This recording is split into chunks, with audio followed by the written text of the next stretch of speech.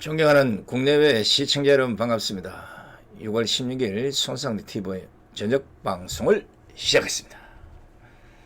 청와대 복귀왕 정무비서관이 지난 12일 국회의원 국민소환제와 관련한 청원에 대한 답변 과정에서 대통령도 자치단체장과 지방의원도 소환할 수 있는데 유독 국회의원에 대해서만 소환할 제도적 장치가 없다는 것은 누가 봐도 상식적으로 납득하기 어렵다. 이렇게 말을 했습니다. 복귀왕 비서관은 또 국회가 일을 하지 않아도 어떤 중대한 상황이 벌어져도 주권자인 국민은 국회의원을 견제할 방법이 없다면서 계류중인 국회의원 국민소환법이 20대 국회를 통해 완성되기를 간절히 바란다고 강조했습니다. 일단 청와대가 국민청원에 답변하는 과정에서 국회의원 국민소환제를 직접 언급하면서 불을 당겼는데 지금 국회가 하는 꼬라지 때문에 이 불씨가 잘 꺼지지 않습니다. 물론 국회의원 국민소환제 좋죠. 어쩌면 국민들의 상당수는 이참에 국회 해산 제도도 다시 부활해야 한다는 생각을 가지고 있을지도 모릅니다. 지금 국민들 감정을 한번 들어보세요. 국회의원 숫자를 반으로 줄여야 한다. 아니다. 100명으로 줄여야 한다. 아니다. 국회 없었으면 좋겠다. 이런 생각을 하는 국민들도 많다는 것입니다. 저도 지금의 국회 꼴을 평가해 볼 때 국회의원 숫자를 늘리는 것은 반대입니다. 생각해 보십시오. 연동형 비례대표제 자체도 제왕적 대통령제에 적합하지 않다는 이런 제도라는 지적을 받는데 여기에 대해서 국회의원 정원까지 늘린다는 것은 이건 국민을 기만하는 겁니다. 오죽하면 국회의원 국민소환제가 또 나왔겠는가. 이해는 하겠지만 그런데 그 속에 꼼수가 보인다는 것입니다. 솔직히 국회의원 국민소환제 관련한 법안은 지난 2004년 이후에 매 국회 때마다 이런 법안이 제출될 만큼 오래된 이슈 아닙니까? 그러니까 발의해놓고는 모른 척가 싹 빼버리고 전부 이런 식으로 온 것 같은 느낌이 듭니다. 잠시 국회의원 국민소환제가 그럼 뭔지 한번 봅시다. 그래.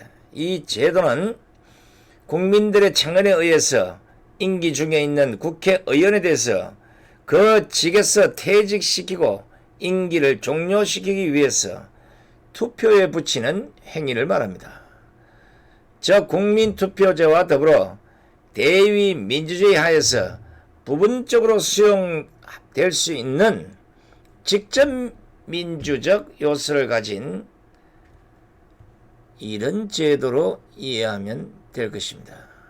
근데 문제는 만약에 이 시점에서 시행한다고 합시다. 그렇다면 어느 국회의원들이 과연 많이 소환될 것 같습니까? 까놓고 얘기해봐요. 자유한국당 또는 우파 의원들 아니겠습니까? 지금도 막말이니 망언이니 청와대 청원이니 해서 한국당을 공격하는 행태들을 보십시오. 아무 것이나 트집을 잡아서 융단 폭격을 쏟아붓지 않습니까? 막말이나 망언 프레임을 만드는 그 기술이 한국당이 떨어진다는 겁니다. 오히려 그 프레임에 말려서 지금까지 헤매고 있지 않습니까? 빨리 풍선을 뚫고 밖으로 나와야 돼요. 프레임에 갇히면 안 돼. 그 프레임에 안 갇히려면 매번 공격을 해야 된다. 그러려면 한국당이 공격조가 몇 명 있어야 된다. 나 같은 사람 한 2명 정도만 있으면 민주당이고 민평당이고 정의당이고 어디서 함부로 말을 막 해요. 그냥 바로 공격에 작살내버리지.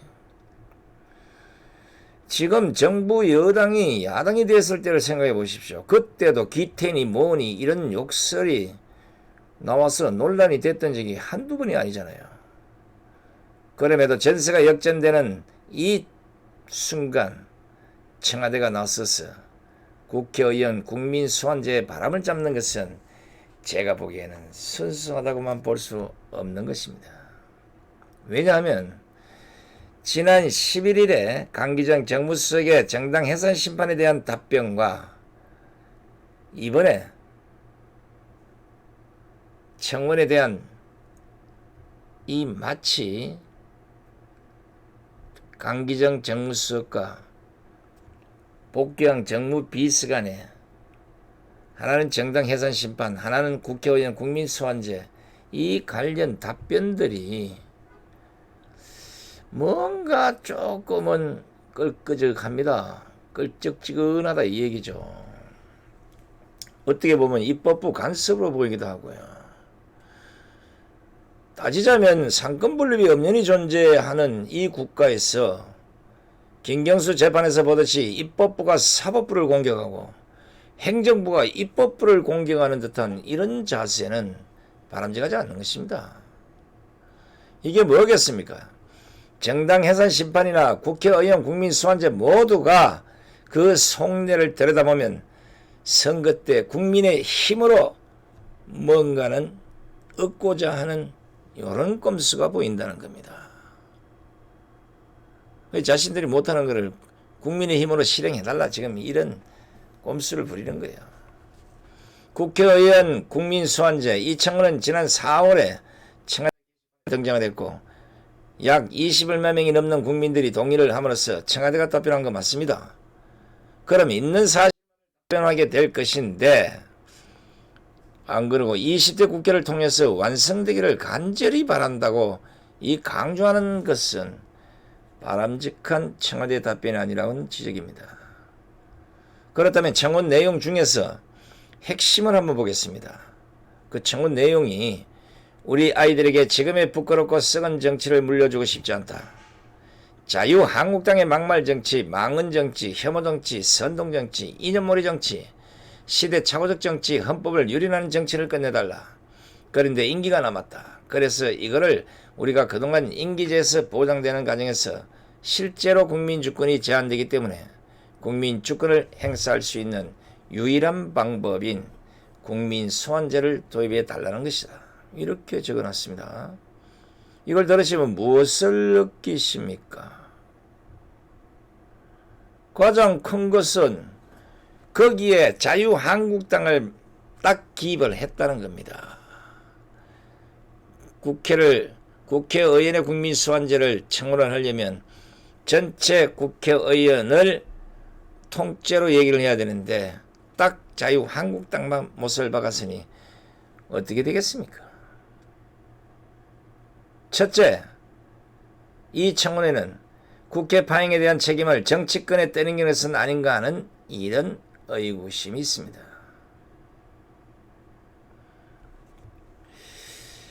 이걸 그냥 있는 그대로 자유한국당에 극한해서 하는 것은 바람직하지 않습니다. 그러니까 전체 국회를 대상으로 한다면 뭐 한 번쯤 생각해 볼 문제가 있는가 뭐 이렇게 얘기해야 되는데 20대 국회 처리해달라 뭐 이런 식으로 얘기를 하고 자유한국당에 박혀있는데도 이렇게 한다면 이 청와대의 답변이 약간은 꼼수적 생각이 난다는 겁니다. 그래서 몇 가지 제가 지적을 해보겠습니다. 첫째는 청와대가 이 국회 파행에 대한 책임을 정치권에 떠넘긴 것이 아닌가 하는 이런 의구심이 있고요. 둘째는 내년 총선을 보수 심판으로 끌고 가기 위해서 청와대가 알아서 여론몰이를 하고 있는 것은 아닌가 하는 두 번째 의구심. 세 번째는 청와대가 상권분리 위반 논란에도 전면에 나서서 이 문제를 부각시키는 것은 국민 청원에 답하는 형식으로 인터넷 여론주도청에 일정한 메시지를 전하고 있는 것은 아닌가 하는 이런 의구심. 네 번째, 국민 청원에 답하는 형식으로 인터넷 여론주도청에 일정한 메시지를 전달함으로써 국회 공천 문제를 자유한국당 책임으로 대못을 받고 이를 확산시키려고 하는 것은 아닌지 하는 의구심. 다섯째, 정치 구도를 일하는 청와대와 일하지 않는 국회로 형성시키고 그 결과를 결국은 일하지 않는 보수 야당으로 몰아서 내년 총선까지 끌고 가려는 의도는 아닌가 하는 이런 의구심이 든다는 겁니다. 뭐 따지려면 한둘이 아닙니다만 제가 지적하고자 하는 것은 청와대 국민청원 게시판을 만들게 된 근본 이유, 그리고 답변하는 청와대 관계자들의 태도, 여기에 참여자들의 면면에서 나타나는 좌파들의 공격성이 강하다는 것을 우려하고 있는 것입니다. 객관적이나 정당성이 조금의 결핍이 됐다는 겁니다. 이러다 보니 한국당 전희경 대변인이 청와대 청원 게시판은 이미 사회 갈등 조장 게시판이다. 친문 세력 직결지가 된 지 오래됐다. 청원제도 본래 기능은 사라지고 청와대발 국회 저격과 야당 저격의 전초기지가 된 것이라고 지적하지 않았습니까? 바른미래당 김수민 원내 대변인 역시도 청와대가 국민청원을 정쟁의 도구로 사용하고 행정부가 국민청원이라는 홍위병을 동원해서 입법부를 위협하는 것이나 마찬가지라고 논평을 했겠습니까? 바로 의도가 보인다는 것입니다. 물론 국회의원 국민소환제 긍정적인 측면도 있다는 것은 잘 압니다.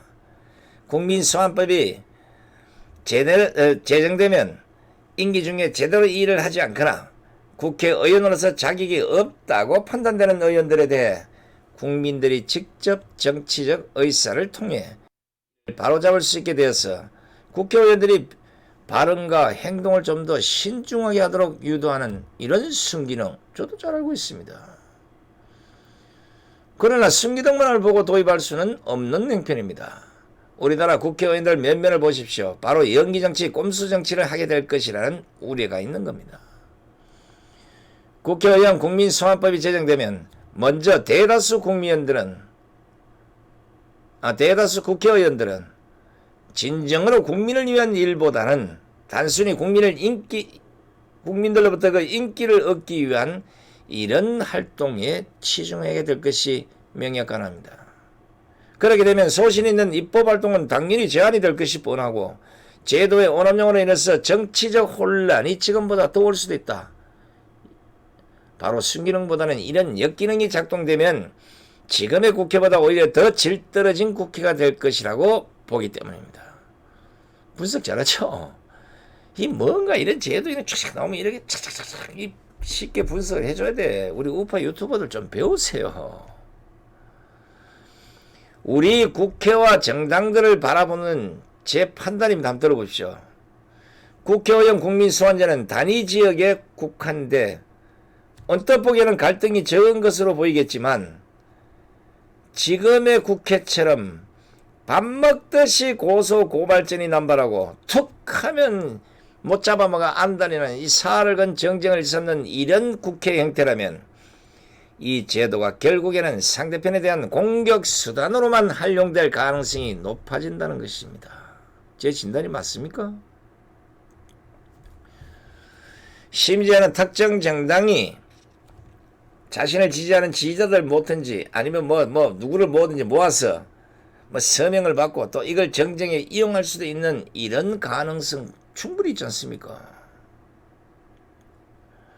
현실적으로 볼 때 예당컨대 국회는 법조항을 따라서 이거 안 받아들일 겁니다. 2004년 지금 15년 동안 안 받아들였는데 이제 와서 무슨 청와대 청원 몇 개였다고 해서 그게 금방 또 받아들이고 이제 안 합니다. 바로 헌법 제43조 국회의원의 임기는 4년으로 한다. 이 규정 제64조 제3항에 의원을 제명하려면 국회 제적의원 3분의 2 이상의 찬성이 있어야 한다. 이 규정을 빌미로 안 받아들입니다. 이것은 국회의원 국민소환제를 법률로 규정을 했을 경우 자칫하면 헌법 제43조와 제64조 제3항이 헌법을 위반한 위헌법률이 될 가능성이 높다고 보는 것입니다. 그러니까 이런 복잡한 제도보다는 지금의 국회의원 정수를 100명이나 200명으로 확 줄이고 비례대표도 없애는 이런 방안을 국회에서 논의하는 것이 좋을 것이라는 생각입니다. 모르긴 해도 이것을 청와대 게시판에 올린다면 국민들이 아마 더 많이 반길 것입니다. 국민들의 상당수가 국회의원 300명이 4년 동안 무슨 일을 했는지 또 무슨 일을 하는지 또 국민들을 위해서 한 일은 뭔지 제대로 하고는 있는지 이런 거 100% 이해하고 있는 국민들 몇 명이나 있습니까? 그래서 국민 감정을 이해할 수 있는 여론조사 결과 하나를 제가 가지고 왔습니다. 이 조사 결과는 리얼미터가 아니고 한국갤럽입니다. 리얼미터. 대단합니다. 한국갤럽이 지난 5월 24일 발표한 여론조사 결과를 보면 지난 4월 30일 국회에서 몸싸움 사태까지 벌이는 이런 추태를 보이면서까지 처리했던 더불어민주당, 바른미래당, 민주평화당, 정의당 등 여야 4당의 합의안에 대한 여론, 이건 반대가 47%, 찬성이 35%로 나타났습니다. 패트랙 반대한다는 얘기야. 반면에 비례대표 의석을 없애는 대신 지역구를 270석으로 해서 전체 의석을 10% 줄이자는 한국당의 대안에 찬성 의견이 더 높았다는 사실입니다. 또 지역구 의석은 현 수준을 유지하되 비례대표 의석을 늘려서 국회의원 전체 수를 현행 300석보다 늘리는 방안에 대해 찬성하느냐 반대하느냐, 이 질문에는 72%가 반대했고 찬성은 17%에 불과했습니다. 특히 비례대표 의석을 없애고 지역구 의석만 270석으로 하여서 국회의원 전체 수를 10% 줄이는 방안에 대해 찬성하느냐 반대하느냐는 질문에는 찬성이 60%, 반대가 25% 나타났습니다. 비례대표 의석 없애자는 거예요. 그럼에도 불구하고 한국당을 제외한 여야 4당은 당초 의원 정수 300명 고정에 이걸 합의해서 패스트트랙으로 지정까지 해놓고 그것도 모자랐어. 이후에는 민주평화당이 의석을 정원하자고 주장하고 있습니다. 이 결과가 뭐겠습니까? 국민들이 국회의원 정수 확대에 대한 거부감과 비례대표보다는 지역구 의원을 선호한다는 것을 정확하게 보여주고 있는 것이 아니겠습니까? 그러니까 연동형 비례대표제니 정당 해산 심판제니 국회의원 국민 소환제니 뭐 이딴 거 이런데 시간 보내지 말고 진정으로 국민들이 바라는 바로 그 국회의원 숫자 줄이기에 머리를 맞대시라는 겁니다. 시청자 여러분, 국회가 해야 할 일이 뭡니까? 간단하게 하면 국민들이 원하는 것을 하면 되는 거 아닙니까?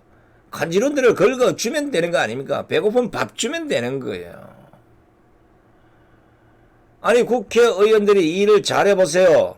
왜 이런 소리가 나오겠습니까? 일을 너무 잘해서 국민들이 감동을 받으면 국민들이 오히려 나서서 세비를 올려줘라. 너무 국회의원들이 힘들다. 국회의원 500만 원 늘려주라. 뭐 이렇게 집회를 하고 난리법석을 뜰 거 아닙니까? 그렇지 않습니까? 그런데 지금의 국회를 보고 이런 말이 나오겠습니까? 나왔다면 죽통 한번 날아올 텐데. 수십 년째 우리 국회는 국민들로부터 일 잘한다는 이야기를 들어본 적이 없는 것 같습니다.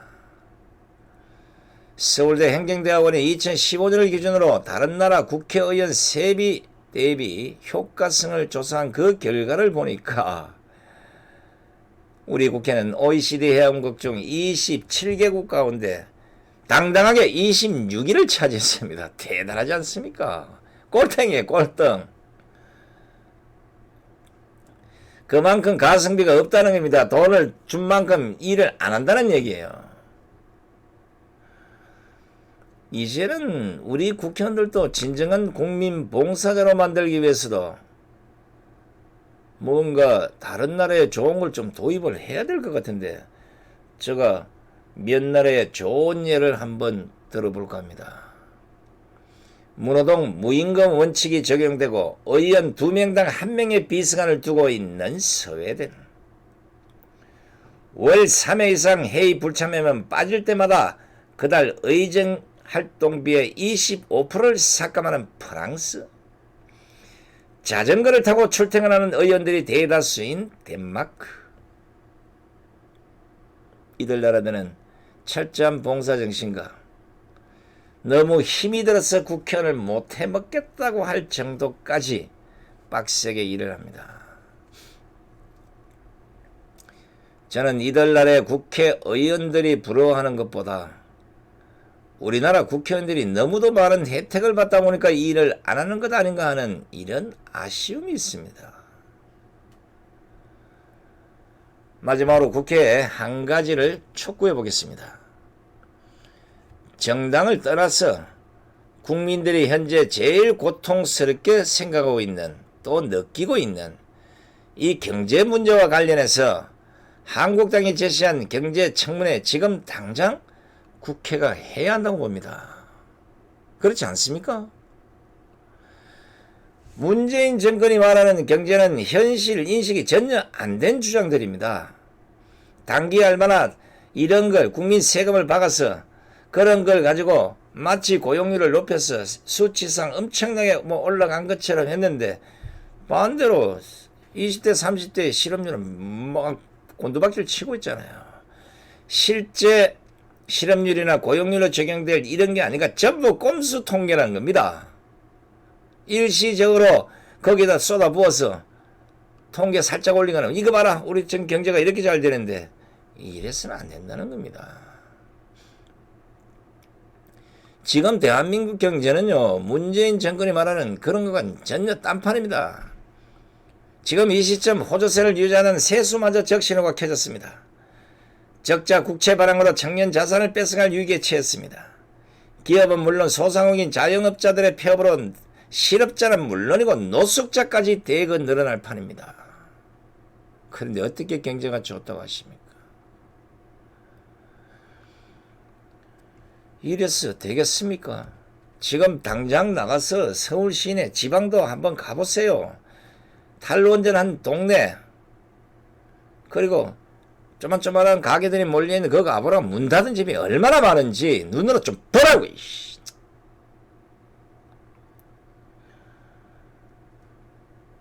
결국 이런 걸 견디다 못한 문재인 정권이 국민의 주머니를 털어서 이를 메꾸려는 속셈. 국민들 아셔야 됩니다. 조만간 문재인 정권의 정세 폭탄이 우리 국민들의 머리 위에 떨어질 겁니다. 지금 이런 문제점들을 찾아내서 처방하지 못하면 나라 거들나게 생겼습니다.